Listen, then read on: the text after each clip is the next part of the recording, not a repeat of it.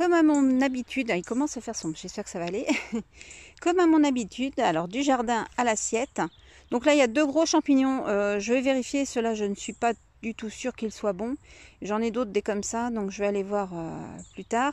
Donc sous mon feuillage, en fait, j'ai la petite bassine blanche là qui est pleine de champignons. Il va y en avoir pour ce soir, puis les autres, je les mettrai à déshydrater.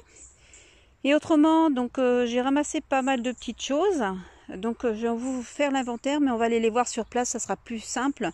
En plus, bien sûr, de ce que j'ai pris dans le jardin, comme le basilic, parce que je vais me faire en fait une petite salade sauvage, avec quelques agréments du jardin. Mais bon, j'en ai pas mis beaucoup, j'aurais pu, il me reste des petites choses, mais bon, j'ai pas mis grand chose de mon jardin.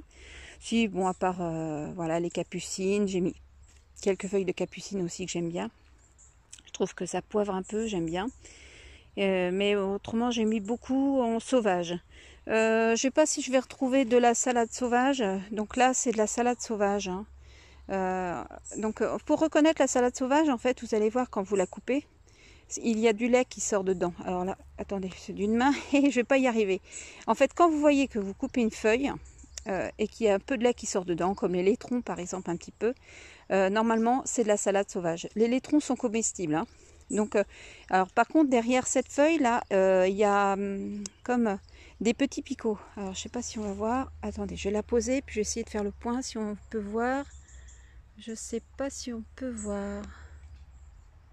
Alors, attendez, je fais un zoom. Voilà, si on les voit, hein, ça fait des petits picots, hein, ça fait comme des petits pics. Mais il faut savoir qu'une fois cuit, voilà, on les sent pas du tout. Hein. Donc voilà, là c'est une feuille de salade sauvage. Alors je ne sais plus laquelle. Mais vous n'avez pas à vous tromper s'il y a du lait, quoi. En plus, il y a des petits picots derrière, donc il n'y a pas à se tromper.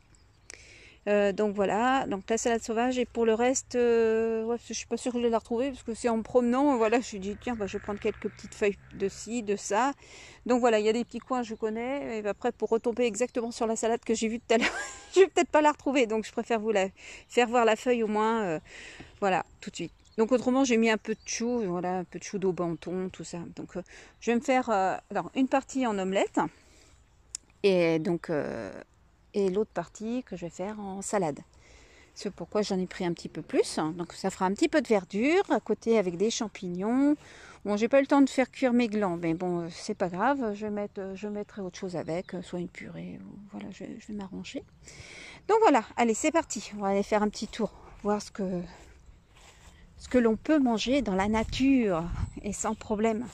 Alors il y en a là aussi, mais comme il y a un coin où il y a un peu de choses répertoriées, je vais aller au même, au même endroit, parce qu'il y en a partout. Hein. J'ai un jardin qui est très très fourni, que ce soit en plantes sauvages, et surtout que là en ce moment il pleut pas mal, donc ça commence à être beau. Donc bon, j'ai ramassé quelques têtes d'ortie, hein, donc bon ça tout le monde connaît, enfin, j'espère. Hein. Donc l'ortie, hein, voilà, comme tout le monde. Donc là, celle-ci, elle pique. Hein. Donc si ça pique, c'est de l'ortie. C'est pas du lamier. Donc j'ai pas de lamier de toute façon ici en principe. Donc voilà. Alors moi, je prends que les têtes. Hein. Je prends vraiment que les têtes. C'est ce qu'il y a de mieux à prendre. Donc ça, vous pouvez ramasser, bien sûr, sans problème. Donc bien sûr, ça, je vais pas le mettre en salade. Hein. Faut que je vais la faire cuire. Hein. Je vais la couper en petits morceaux, la mettre dans mon omelette. Après, ici, vous avez de la kilé millefeuille. Donc là, voilà.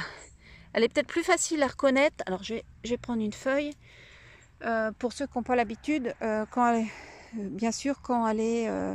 j'espère qu'il fait assez jour, là. Le problème, c'est que j'ai du mal à faire le point et en même temps de tenir le truc. Alors, là, il y en a plus.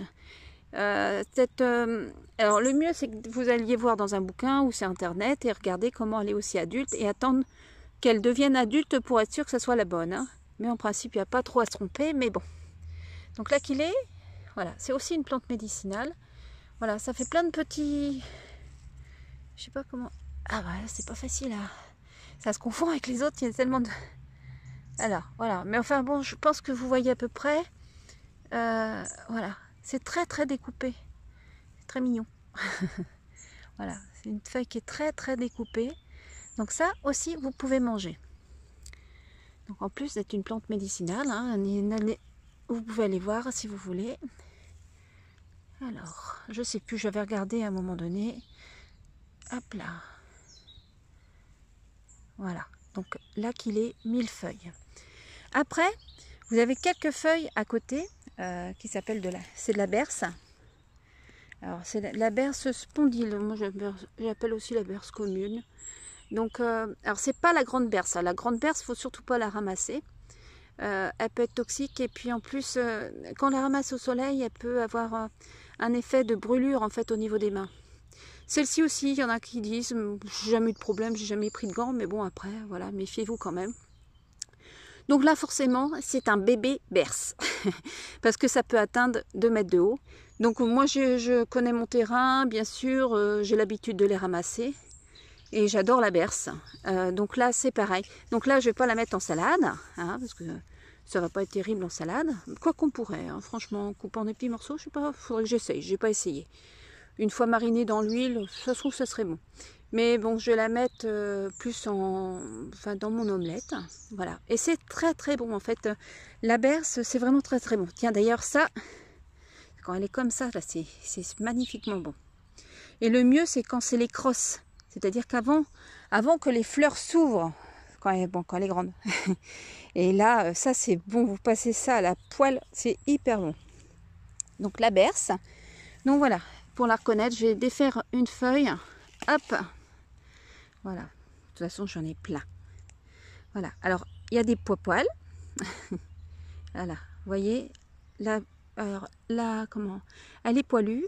Elle est, quand on la regarde de face comme ça, en fait, vous allez voir la tige, elle est comme, alors je sais pas si on le voit là, elle est comme incurvée, voilà, si on voit un petit peu, elle est comme incurvée, donc en fait, il y a une rigole en fait tout le long jusqu'au bout. Après, les feuilles, vous voyez, elles sont mises par deux, voilà, par deux, voilà, hop, là, c'est la fin, donc il y a 3 petites, voilà. Donc, hop là. Donc ça se mange. Et c'est même une très bonne plante à manger. Très douce. Celle-ci, on peut en manger pas mal. Et quand elle est grande même, vous avez les tubes. Parce que tout se mange en fait hein, sur celle-ci. Alors qui commence à être gros. Ah, je pense que je vais me prendre de la flotte. Vous avez les tubes qui deviennent assez gros. Et puis on pourrait même les fourrer. En fait, avec du fromage ou de la viande. Enfin, un peu ce qu'on veut. Ben voilà. Donc ça c'est fait, alors je vais me dépêcher un peu. Juste à côté, on a de l'oseille. Donc là, l'oseille sauvage.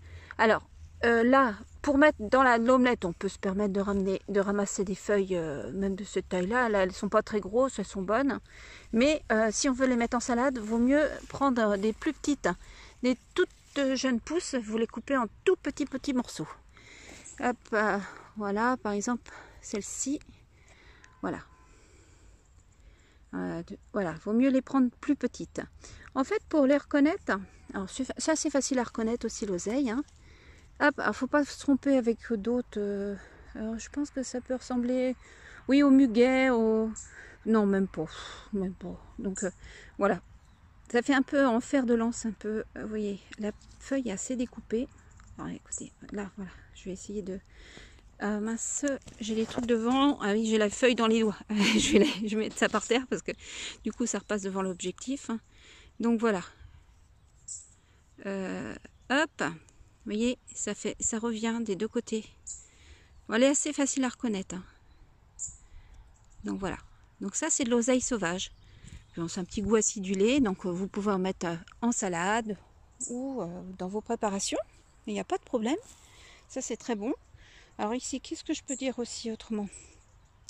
Après, vous pouvez aussi manger les jeunes pousses de ronces et tout comme ça. Bon, moi, j'en ai pas pris là, mais on peut. Qu'est-ce que j'ai d'autre à ramasser ici? Ouais, il y a un petit peu de lierre sauvage, mais il n'est pas très beau ici. C'est pas là que je le prends. On va aller le ramasser. Je vais aller vous le faire voir plutôt en sous-bois. Alors forcément, suivant la période où l'on est, il y a des choses qu'il n'y a pas encore. Que je peux prendre comme de la gesse, des trucs comme ça. Bon, on verra ça plus tard. Je sais pas si on a là, je pense pas déjà. C'est pas la période. Moi, les périodes. Ah, il y a aussi par contre, si il y a le plantain lancéolé que j'ai pris aussi tout à l'heure. Alors, hop, là c'est du plantain lancéolé. Alors il est facile à reconnaître aussi. Hein. Hop, je vais couper une feuille. Donc voilà. Ça fait une feuille très nervurée. Voilà. Hop. Donc là, c'est pareil. Bah, c'est assez coriace hein, quand même. Donc, il vaut mieux prendre des jeunes pousses que vous coupez en tout petits morceaux. Donc, celles-ci, soit vous les mettez en omelette. En salade, il faut que ça soit mariné peut-être un peu quand même. Hein. C'est un peu dur. Moi, je ne l'ai pas mis encore en salade. Je n'ai pas essayé. Après, vous pouvez essayer. Hein. De toute façon, quand il n'y a rien à manger, au pire, voilà, on s'en accommode, hein, je peux vous dire. Donc voilà. Donc très facile à reconnaître. Alors pour ceux qui connaissent le psyllium, hein, en fait c'est du plantain.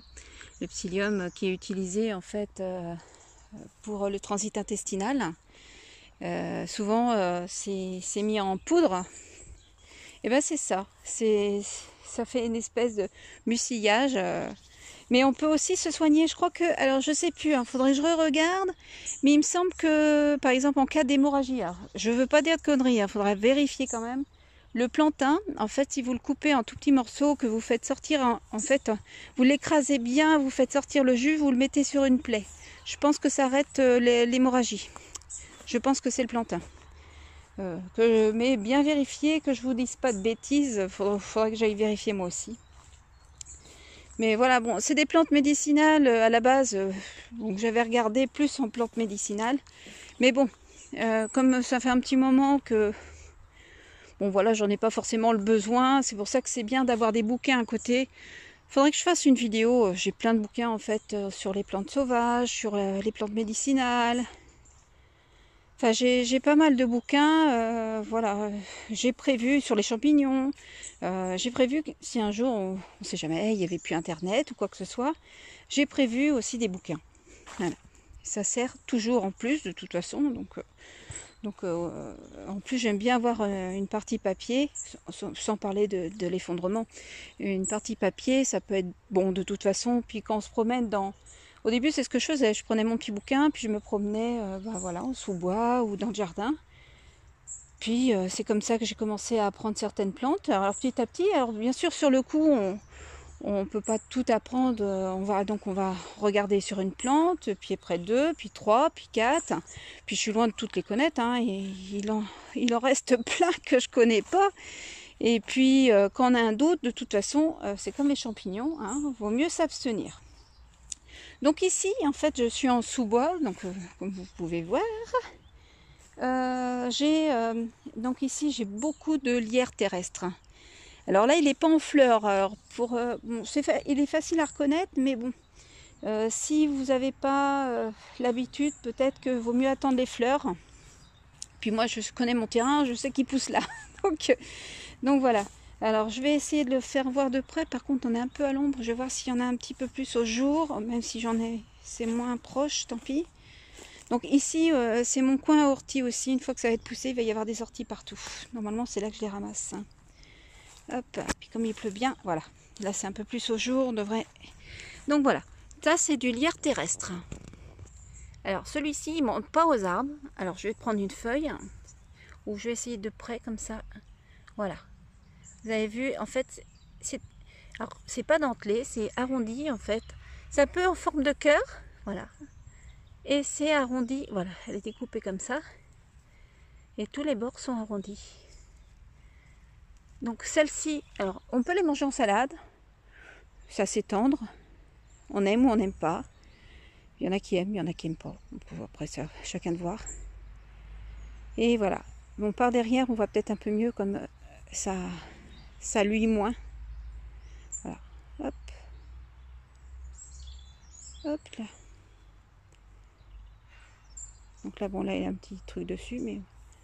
Donc celle-ci, elle est tout à fait comestible. C'est même une plante médicinale. Donc, je sais plus pourquoi. Peut-être bien pour aider à dormir, je sais plus. Je sais plus, faut aller voir. S'il y avait une préparation, on pouvait mettre du coquelicot et justement du lierre terrestre. Hein. Donc, je sais plus. Alors, hop. Et pour aider à dormir, justement.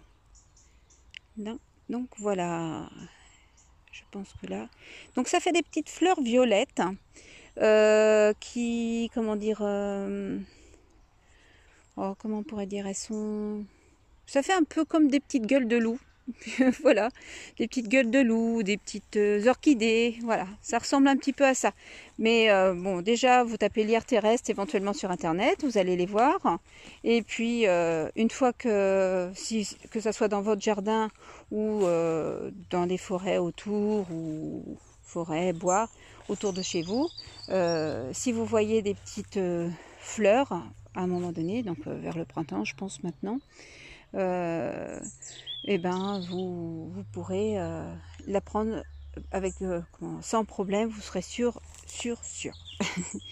Bon, après, moi je suis sûre que c'est du lierre terrestre parce que j'ai l'habitude de le prendre. Mais la feuille est très caractéristique, puis ça quitte pas le sol. Hein. Bon, ça peut réussir peut-être à monter un petit peu sur les bords, mais ça reste au sol en principe. Donc voilà, qu'est-ce que j'ai pu prendre autrement? Je sais plus ce que j'ai pris. Puis là, je regarde. Je me promène et je regarde si je vois autre chose que je pourrais vous dire. Oui, j'ai mis un peu de pissenlit, donc tout le monde connaît le pissenlit quand même. Donc là, je suis pas dans une zone pissenlit, mais c'est plus dans la pelouse que j'ai trouvé du pissenlit. Là, il n'y en a pas tellement. Là, je suis plus en sous-bois, donc le pissenlit, c'est pas trop là qu'il est. Mais ici, bientôt, on ne pourra plus passer, hein, si on ne passe pas à des broussailleuses, quoi que ce soit. La berce, elle va faire 2 mètres de haut. Ça va être, il va y avoir quelques orties. Ça sera impraticable.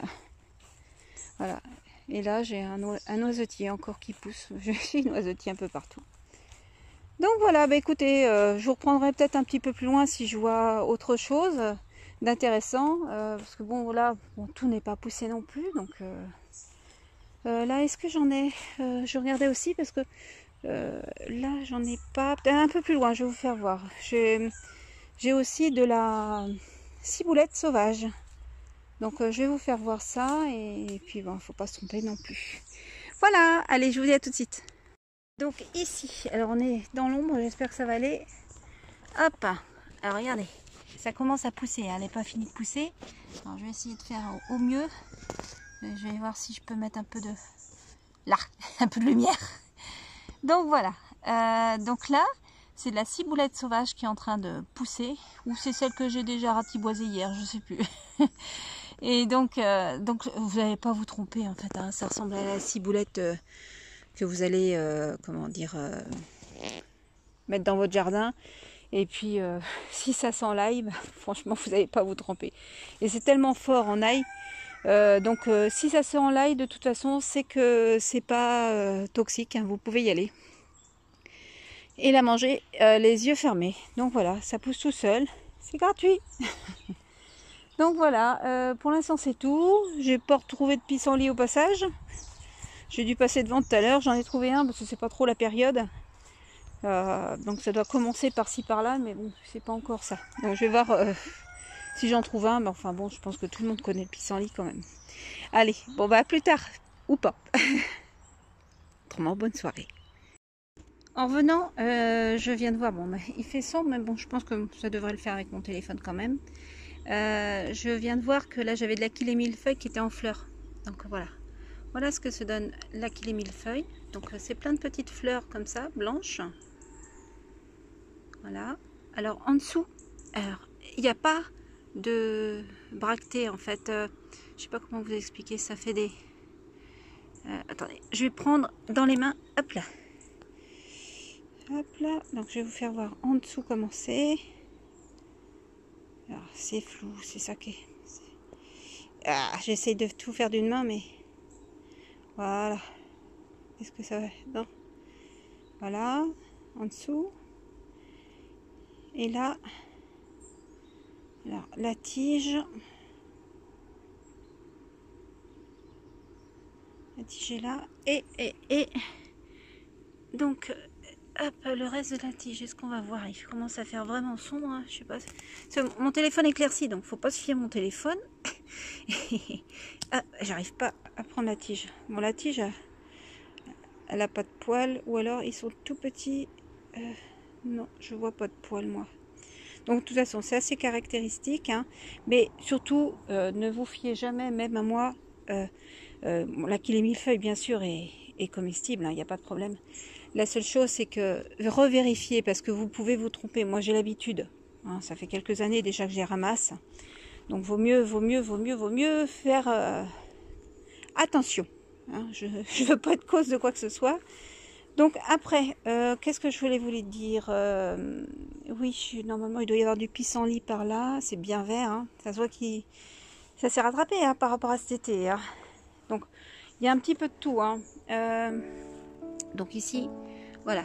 Donc là, il y a du pissenlit. Donc forcément, quand on les mange en salade, il faut prendre vraiment les feuilles du milieu et vraiment les feuilles toutes tendres. Après, si vous voulez vous faire cuire, c'est moins grave. Vous pouvez prendre tout le pied, il n'y a pas de problème. Donc voilà, bon, je passe vite dessus quand même. Je pense que vous connaissez. Hein. Voilà, le pissenlit.